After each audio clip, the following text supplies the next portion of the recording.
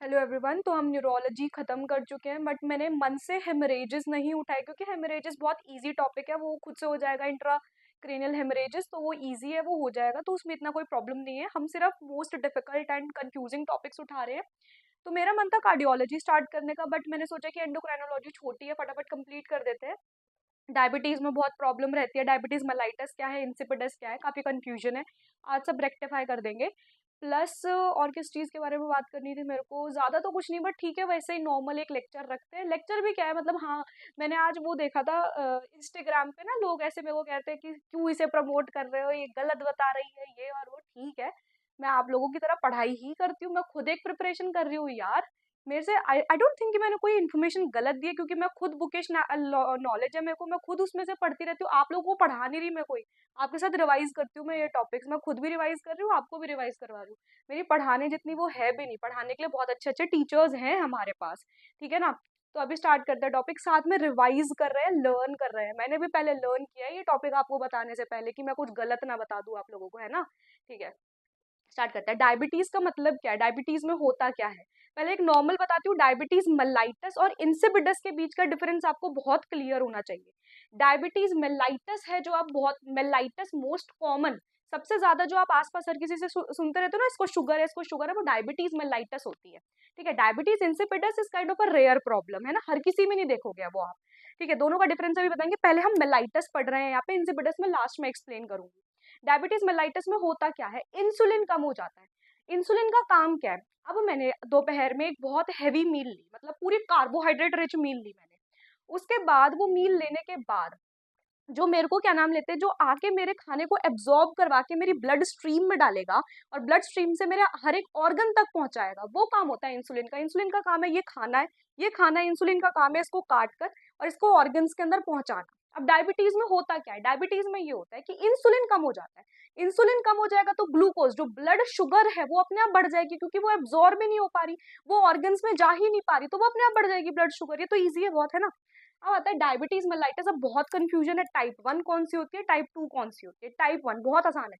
Type 1 जो होती है वो बच्चों में देखी जाती है। वन फर्स्ट, जब हम पैदा होते हैं तब हम फर्स्ट क्लास में बैठते हैं, मैं ऐसे याद करती हूँ। कोई प्रीति मैम का वो नहीं कहेगा मेरे को कि मैम की तरह नहीं, मैम की तरह मैं उनकी तरह कभी पढ़ा भी नहीं सकती यार, सिंपल है। मतलब ये मेरा तरीका है लर्न करने का। फर्स्ट क्लास में हम आते हैं, तो उसमें होता क्या है, ये एक ऑटो इम्यून कंडीशन है। हमें पता है कि इंसुलिन रिलीज कहाँ से होता है, इंसुलिन रिलीज होता है from beta cells of pancreas से, है ना। तो ऑटो इम्यूनिटी की वजह से जो वो बीटा सेल्स ऑफ पैनक्रियाज होते हैं वो कम हो जाते हैं। तभी मैंने यहाँ पे क्या लिखा है, बीटा सेल का मास जो है वो यहाँ पर कम हो जाएगा, है ना। तो रेडियो आयोडीन अपटेक जो है वो क्या हो जाएगा, वो भी कम हो जाएगा। सिंपल बात है ना, अगर मैं उस जगह पर बीटा सेल्स के अंदर रेडियो एक्टिव आयोडीन डालूंगी तो उसका अपटेक भी तो कम हो जाएगा, क्योंकि वहां पे बीटा सेल्स ही कम है। सिंपल, एक टेबल में एक फॉर्म कर लिया हमने। कॉज क्या है, ऑटो इम्यून है, किसमें होगा, पीडियाट्रिक एज ग्रुप में होगा। सिंपल हो गया ना ये हमारे लिए।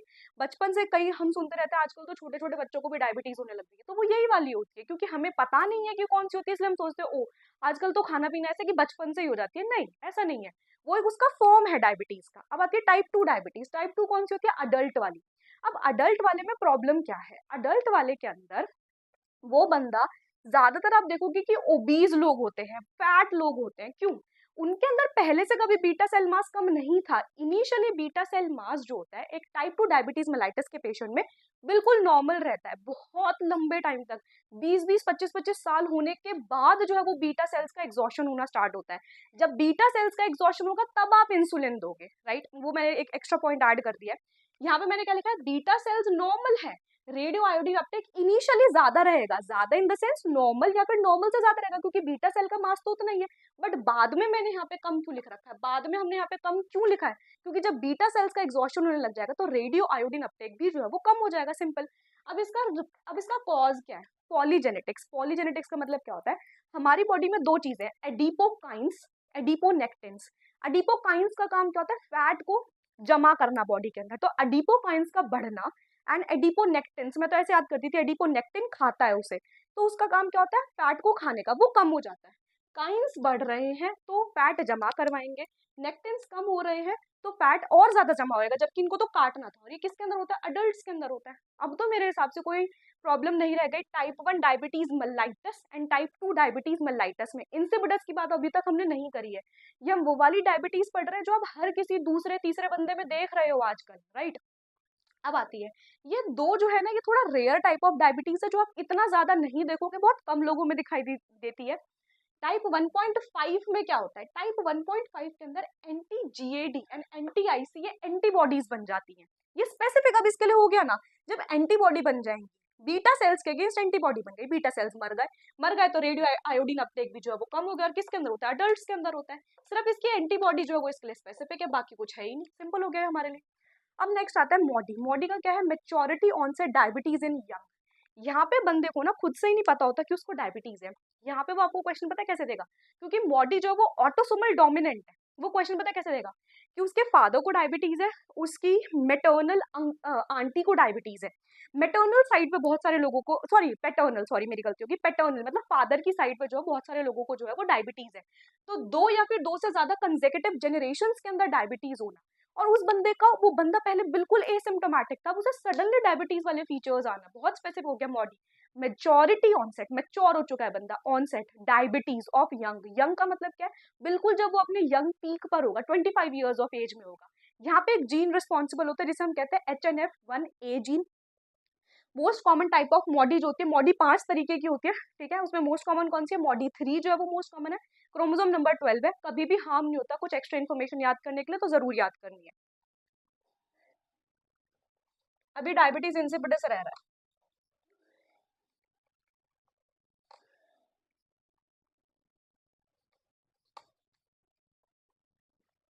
ठीक है। अब डायबिटीज इंसिपिडस के अंदर क्या होता है, डायबिटीज इंसिपिडस जो होता है वो दो तरीके का होता है, एक होता है पिट्यूटरी वाला, एक होता है नेफ्रोजेनिक, ठीक है, नेफ्रोजेनिक, ठीक है, ये दो तरीके का हो गया। यहाँ पे इंसिपिडस में हो क्या रहा है, यहाँ पे एडीएच में प्रॉब्लम है किसी ना किसी तरीके से। अगर पिट्यूटरी वाला है, हमें पता है कि पिट्यूटरी के पोस्टीरियर वाले पार्ट में से क्या निकलता है, एडीएच निकलता है। अगर ये एडीएच कभी निकला ही नहीं तो ये कौन सा हो जाएगा, डायबिटीज इंसिपिडस हो जाएगा, ये पिट्यूटरी वाला हो जाएगा, ठीक है, पिट्यूटरी वाला। नेफ्रोजेनिक में क्या होएगा, पिट्यूटरी में से एडीएच जो है वो निकला तो है, बट जो नेफ्रोजेनिक का मतलब क्या है, जो एडीएच के रिसेप्टर्स है जो हमारी किडनी के ऊपर होते हैं वो खराब है। यहाँ पर अब डिफरेंस समझ में आ गया, मतलब mellitus, M for mellitus, M for mellitus, M for most common, जो आप डेली देखते रहते हो पूरे अपने आसपास की, इसको शुगर है उसको शुगर है। इंसिबिडस इज रेयर वाला, इंसिबिडस में प्रॉब्लम क्या है, एडीएच की प्रॉब्लम है। या तो ये होगा पिट्यूटरी वाला, पिट्यूटरी में क्या होगा, पिट्यूटरी के पोस्टीरियर वाले पार्ट से एडीएच रिलीज होता है, इसलिए वो एडीएच रिलीज ही नहीं हुआ तो ब्रेन की प्रॉब्लम है। नेफ्रोजेनिक के अंदर क्या होता है, नेफ्रोजेनिक के अंदर यहाँ से तो रिलीज हुआ है एडीएच, बट वो नेफ्रोजेनिक क्यों है, क्योंकि जो मेरे एडीएच के रिसेप्टर्स मेरी किडनी के ऊपर प्रेजेंट थे वही काम नहीं कर रहे, राइट। तो ये डिफरेंस है डायबिटीज मेलाइटस में और डायबिटीज इंसिपिडस के अंदर। अब इनकी ड्रग्स मैंने आपको नहीं बताई हैं, इनकी ड्रग्स के लिए आपको फार्माकोलॉजी रेफर करनी पड़ेगी। ओरल हाइपोग्लाइसेमिक ड्रग्स आजकल बहुत इन टॉपिक है जो कि आपको पता होना चाहिए, एंड इवन ओह शिट ये उतर ही गया, ठीक है। तो ओरल हाइपोग्लाइसेमिक ड्रग्स जो है वो बहुत इन टॉपिक है, आपको सारी पता होनी चाहिए, पियोग्लिटाजोन वगैरह, ग्लाइफ्लोजिन वगैरह, क्योंकि ये वाला इन वाले क्वेश्चंस बहुत बहुत इन है क्वेश्चंस। अगर आप लोग बोलोगे कि मेरे को एंटी डायबिटिक ड्रग्स के ऊपर एक वीडियो बनानी चाहिए तो मैं next video anti diabetic drugs पे ही बना दूंगी, वरना ये वाली वीडियो बहुत लंबी हो जाएगी। तो एंटी डायबिटिक ड्रग्स के ऊपर मैं बना दूंगी वीडियो नेक्स्ट वाली, है ना, फिर हम उसमें डायबिटीज की ड्रग्स, ओरल हाइपोग्लाइसेमिक एजेंट्स होगा, इंसुलिन कब देना चाहिए कब नहीं देना चाहिए, मैंने स्टार्टिंग बता दिया था, बीटा सेल्स का एग्जॉशन। अच्छा, टाइप 1 डायबिटीज मेलाइटस के पेशेंट में हमेशा आप इंसुलिन ही दोगे क्योंकि उसके अंदर तो बीटा सेल्स ही नहीं है ना, बीटा सेल्स है ही नहीं वहां पर। टाइप 2 डायबिटीज मेलाइटस के पेशेंट में इनिशियली हम ओरल हाइपोग्लाइसेमिक एजेंट्स देते हैं या फिर इंसुलिन सिक्रीटागॉग्स। इंसुलिन सिक्रीटागॉग्स का मतलब क्या होता है, जो बचे कुचे बीटा सेल्स है उनमें से इंसुलिन सिक्रीट करवाओ, इंसुलिन सिक्रीटागॉग्स। जब बीटा सेल्स का एग्जॉशन हो जाएगा तब आप इंसुलिन दोगे, ये डिफरेंस है। आप लोग मेरे को बोलोगे कि एंटी डायबिटिक ड्रग्स पे बनानी है तो मैं नेक्स्ट वीडियो बना दूंगी। एंड कोई ये लेक्चर नहीं होता, कुछ नहीं होता, ये सिर्फ आप लर्न कर रहे हो, मैं लर्न कर रही हूँ, आपके साथ साथ मेरी एंडोक्राइनोलॉजी रिवाइज हो रही है। मेरे को मेरा पेपर देना, आपको आपका पेपर देना है। किसी टीचर से वो मत करा करो कि ये तो उसकी लाइट है उसकी लाइट है। भाई मैं किसी की लाइट नहीं हूँ, मैं खुद कनिष्का गुप्ता हूँ, डॉक्टर कनिष्का गुप्ता हूँ, तो मैं किसी की लाइट नहीं हूँ और ना ही मेरे को बनना है। और वो टीचर्स बहुत बड़े लोग हैं यार, मैं बहुत छोटी हूँ अभी। सो ठीक है, तो ये हमने कंप्लीट किया है। कल एंटी डायबिटिक ड्रग्स अगर आप बोलोगे तो हम जरूर पढ़ेंगे। एंड एंडोक्राइनोलॉजी आई गेस, हाँ मैंने Addison's disease versus Conn syndrome Instagram पे पढ़ा दिया था, वो आप देख लेना। और ठीक है, सिंपल, बाय।